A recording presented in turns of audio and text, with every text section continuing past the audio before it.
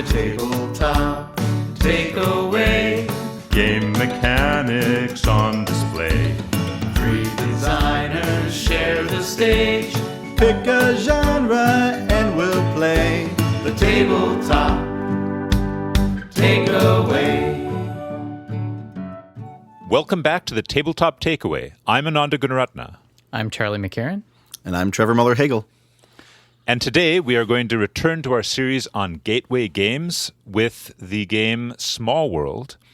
Now, Small World was actually, I think, one of the earliest hobby games that I played. Before that, I'd mostly played mass market games like, Monopoly and Risk and so forth. And so for me, Small World was very much a gateway into the hobby game scene. Same here, yeah. Yeah, Small World is kind of it's kind of like a war game, like Risk. Not a miniatures war game, but, the sort where there's a map and you have a bunch of guys on the map and you're trying to hold territories. Very much like Risk in that sense. But one of the big differences, well, there are a lot of differences, but you are trying to control territories, and you score points at the end of each turn for any territories you control on the board. And what makes it kind of unique is that you have a combination of a race and a power. So, for example, you might have the Berserk Elves, where Berserk gives you the ability to roll a die before each conquest to add to your strength, and elves don't die when they get taken out. I'm getting a little bit ahead of myself, but basically everyone has unique power, and you draft these powers from a common market. So every turn you're going to have a bunch of units, and you're going to use them to conquer regions on the board. And the rules for conquest are very simple, actually. It costs 2 tokens to take over a region, plus 1 token for each enemy or obstacle that's in that region. So like if there's a mountain in the region, that's 2 plus 1 is 3 tokens. If there's a mountain and a guy already in the region, it costs you 4 tokens. And any units that were in there before are displaced. Well, one of them is killed and the rest of them are returned to their owners. The other interesting thing about the game is instead of conquering on your turn, you can choose to go into decline, which means that your race is no longer active, but it still sits on the board and earns you points until somebody else takes it out. And the reason you'd want to do this is because then next turn you can pick a new race power combination and bring them onto the board. And I think that's most of the game. The game plays out over a series of rounds. In our game, there were 12 rounds, and whoever has the most points at the end wins. You mainly get points by conquering regions, but you can also, not by conquering regions, by holding regions. But some of the races and powers also give you other ways to get points. Like, for example, my merchant sorcerers just got an extra point for each region. And I think that's most of the important rules. Yeah. It's a great game. I, like you, played a lot back in the day and hadn't played for a while, but it strikes me as more elegant than I remember, even. Yeah, me too. The core fun, I think, comes for me from the combos, like choosing Absolutely. Which power, because it's so impactful. We've talked about that before, where it's like you want your decisions to be impactful, and you don't need that many decisions, but like it's the racers and magical athlete, like what's the fun thing you can play with? And then the other piece that I think is super cool is how decline works, and choosing when to go in decline. It's like these once per game. Well, it's not once per game, but it's like once per faction, once per faction. Yeah, You're generally going to do it only a couple of times during a game because it takes your whole turn. Yeah. You still get And- points, which is great. Mhm. Yeah. Yeah, I mean that's a good point. Comparing it a little bit to Magical Athlete, it does have the same sense that you have a couple choices that are really, really impactful, but you don't have to do those all the time. And then you care a lot about the outcomes of those choices. Yeah. Now, this is a game that has a fair amount of politics in it. Sort of convincing people to go after others or not go after you. And it's it is quite easy to go after a specific player, although they could be on the other side of the map from you to avoid you. Yeah. I liked how I kind of forgotten how the battles worked, and they're not even really battles most of the time. It's just, yeah, I can conquer you. Yeah, it doesn't have like a die system like Risk does. You have a threshold that you're trying to meet with your units, and that's just based on what's currently in that territory, Yeah. which is very elegant. Yes, And defending is essentially like warding Bolstering. people. Like it's, yeah, you're basically deciding how much you want to, like repel someone else from wanting to attack Yeah. you. So, because they can do it if they have enough guys. It's just how much do they want to reinforce, or how much they want to spend. It's very consistent in the rules for defense. So, like, each thing that's in a region is going to add 1 to the defense. It's not like, oh, my fortification adds 2 and your troll lair adds 3. It's like, okay, each piece of cardboard, that's +1. All you need to do to figure out the defense of a region is count the amount of cardboard. And that's really nice, especially for a gateway game, because it makes it very easy to pick up. You don't need to understand exactly how someone's power works, because for your purposes, the main thing that matters is how much cardboard is in the region. And in reality, if the manufacturing is consistent enough, you could have it just stand the stack next to the other stack and see if it's taller. Yeah, And then you can take it. yeah. I guess the other consistent thing is there's these little tokens that are circular and kind of pointy, like the halfling hobbit hole thing is like that. Yeah. And there's also a dragon that's like that we didn't see in our game. And those are just consistently, this territory is invulnerable. You can't go here. So that's another place where the rules are very consistent for the tokens, which I think That's really nice. helps a lot. Yeah. Yeah. I was a big fan of the randomized smash up, and then you choose which one you like. And then, the new ones are placed at the end of the market, and each one costs successfully 1 more coin to get, and coins are victory points. So it's like, okay, well, do I really want that new one that just came out? It's a really powerful ability. Is it worth giving up that many victory points to choose that group? Yes. I thought that was a great little dynamic. Yeah, the drafting system does make you think about what you want. I guess the fact that victory points are currency for buying the new races, I guess I'm not sure about. There's this is maybe something we can talk about. Using victory points as currency, like In general. in general, yeah. Like if I'm remembering, for example, the Great Zimbabwe is an example of a game where you have 2 currencies, right? There's the VRs, so like some things will increase your victory requirement, which is essentially like spending points. But then there's also the cattle, which you can use to buy other things.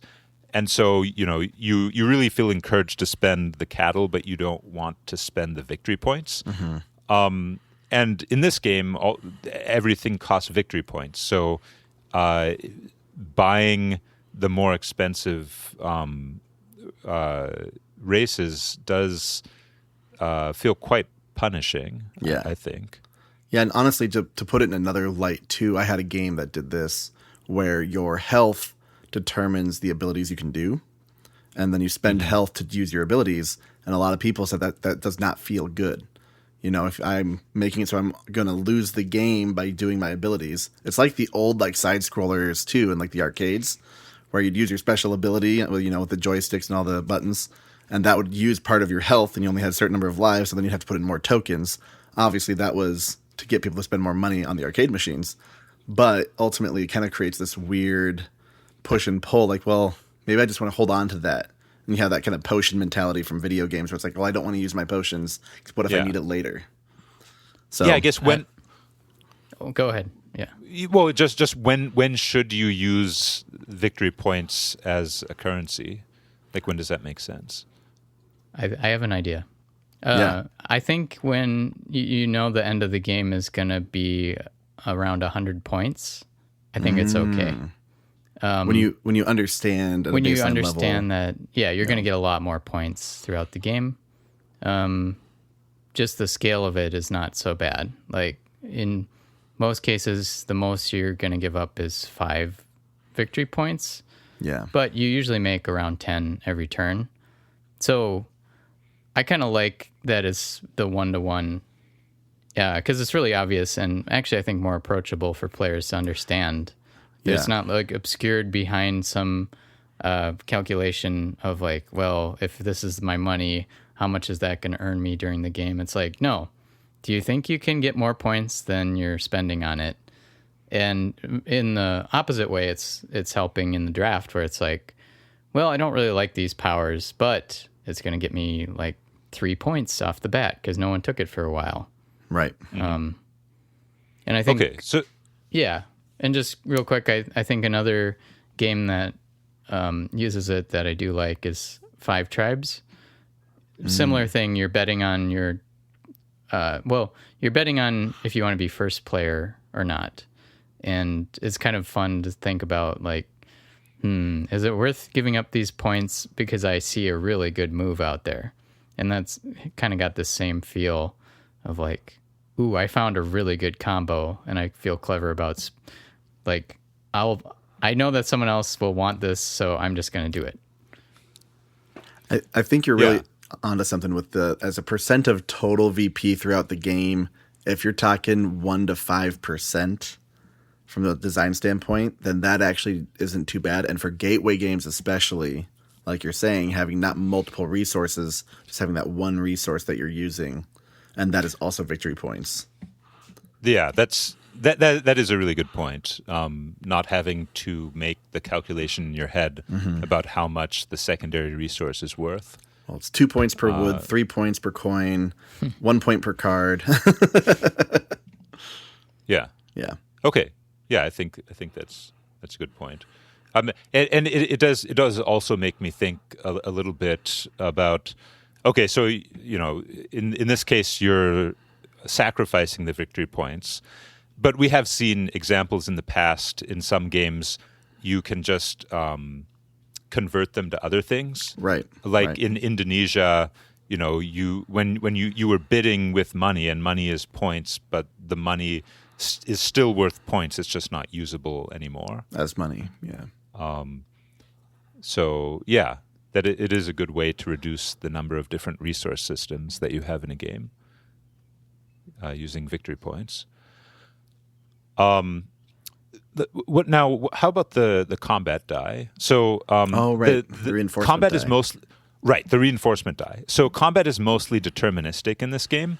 However, your last conquest of a turn, you get to roll a reinforcement die, which usually comes up blank. But in theory, you might roll enough to take over that last territory. What I think about. So one thing I like a little bit about this is the numbers in this game are pretty small. Like combat is very granular, right? Like because you need 2 troops, to conquer a region plus however many obstacles there are. So the difference between having 1 troop left over in your supply and 2 troops is huge, right? Like a lot of the time you're going to end up without the exact right number of troops for all the conquests you want to make on your turn.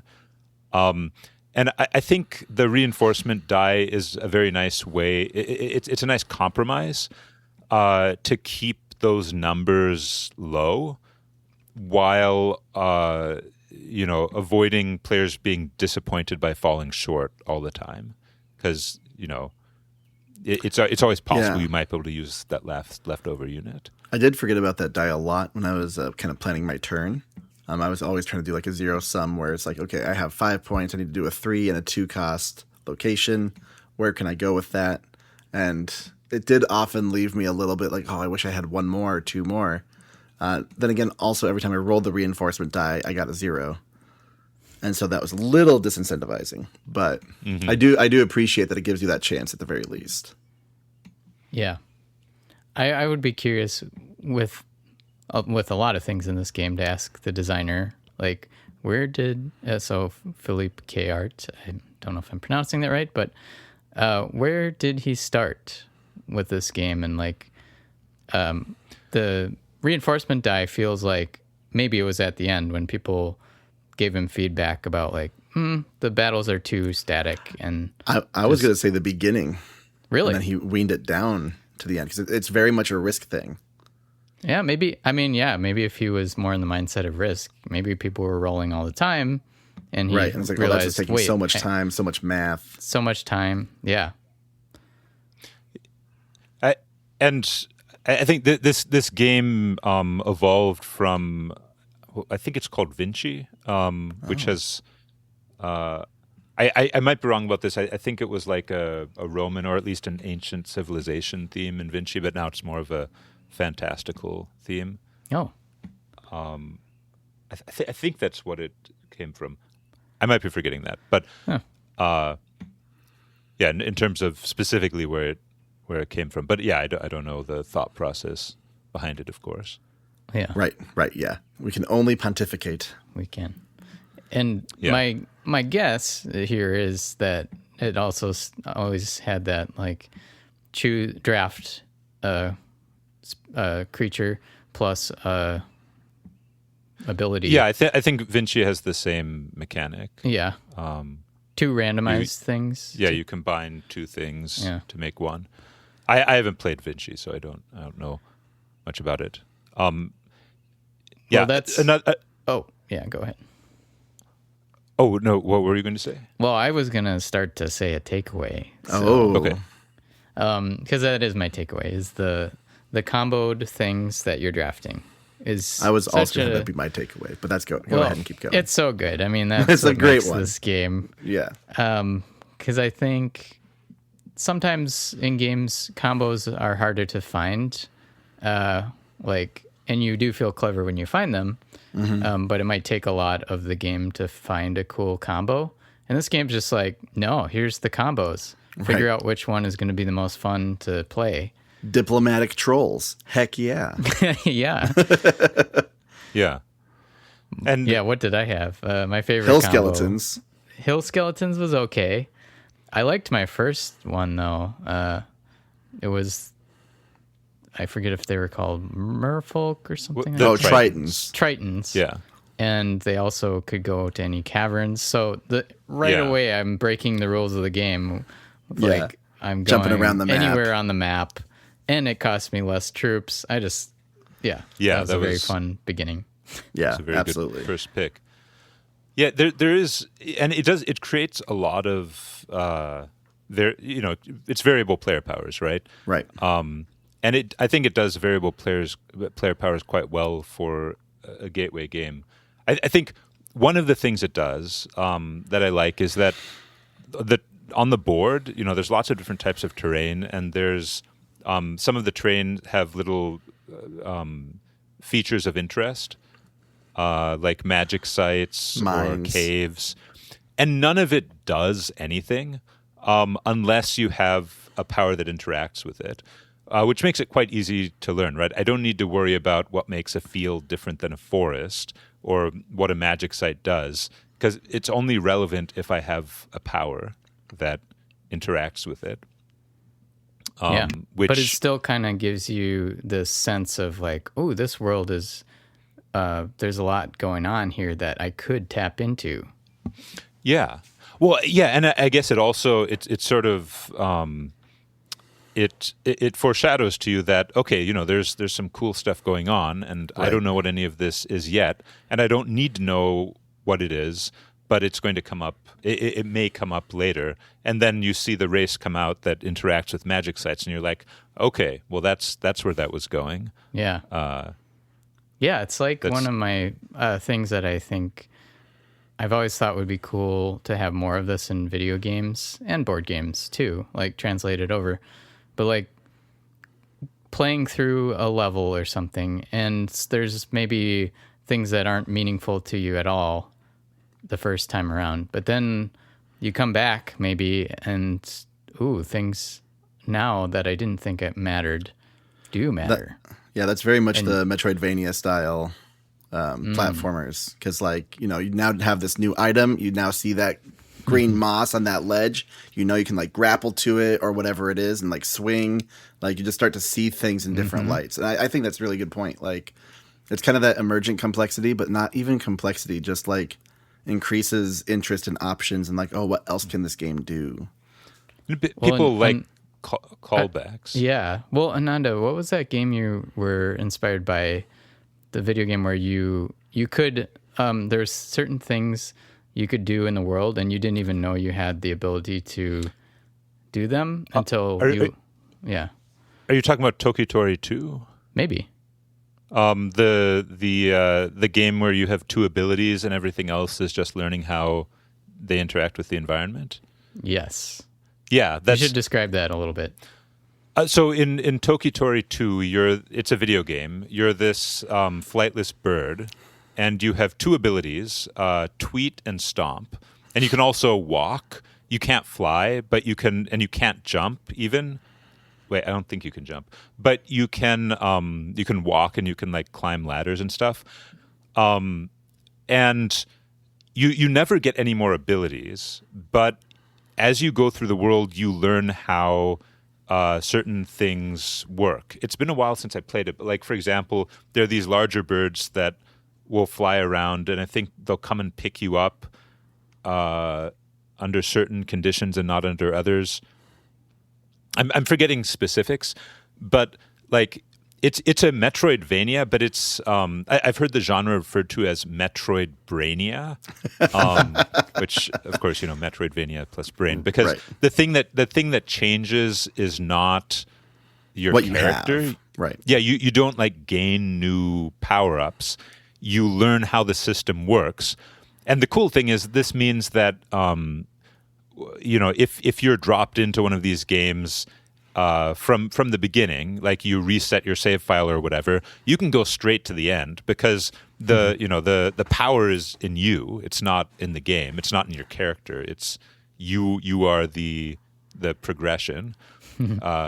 Outer Wilds, that space time loop game. That's another great example of this. I think it's Outer Wilds.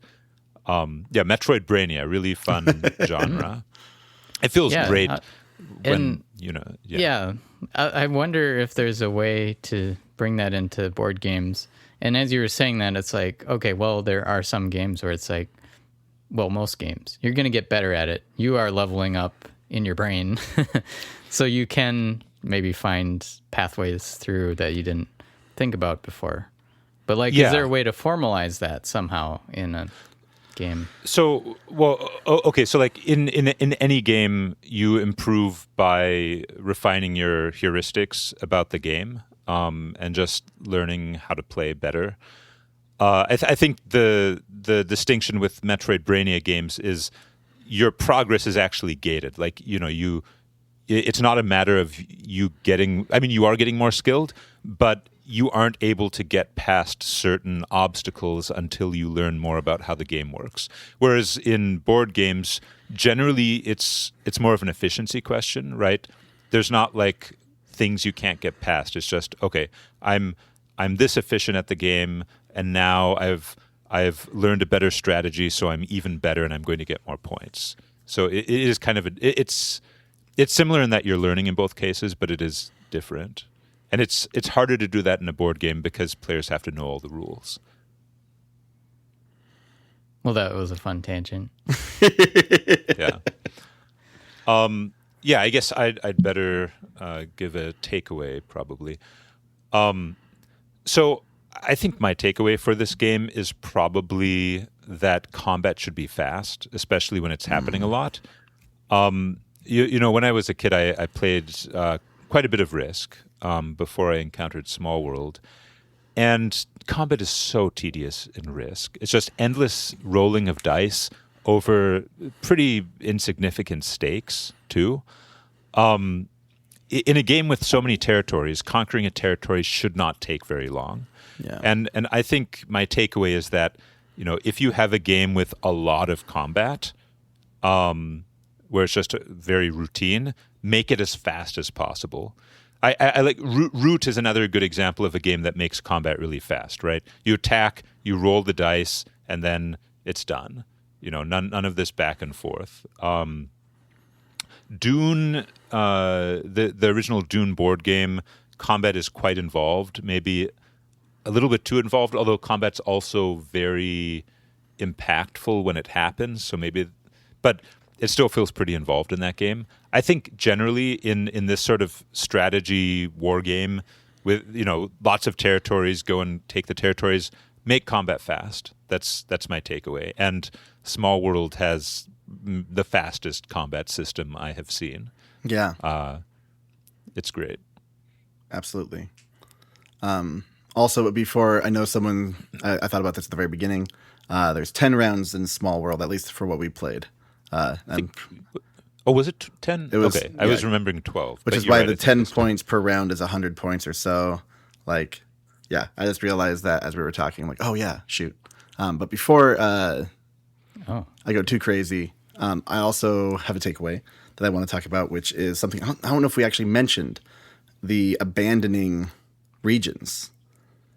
I actually think it's really nice for a gateway game because, like, you don't know what you're doing, especially when you start out playing. If you have the ability, like, oh, that was a bad move I did before, I want to move out of that region. And as Ananda did when we were playing, you can actually re-enter if you abandon all of your regions. And you can go back to the outside board and just kind of refigure yourself again. Yeah, that turned out to be a terrible decision. It was, but it also, like, from a design standpoint and for a beginner standpoint, I think it's a really great option to have. Because if you just get yourself in a really bad situation, you always have a way out. Yeah. And then you can come back into the game instantly, which I think is great. It does cost something. It's not free. You know, you have to then reconquer territories. You've lost that income. But, you know, it's a learning experience. And so you're not totally punished for that maneuver. Yeah. And it also adds to the sense of, like, well, I'm not totally safe. Someone could come along and kill my hill skeletons from behind that I left. Yep. Yeah, so that my takeaway being always kind of allow a back out strategy for gateway games because, like, I think that's really important to have. Mm-hmm. Cool. Well, that was a fun conversation on Small World and Metroidbranias. Yeah. Tune in next time for our wrap-up episode on gateway games. Hey, thanks for listening to The Tabletop Takeaway. This podcast is made possible by listeners like you. So please tell your friends and visit our website at thetabletoptakeaway.com, where you can suggest games and mechanics for us to cover next on the show.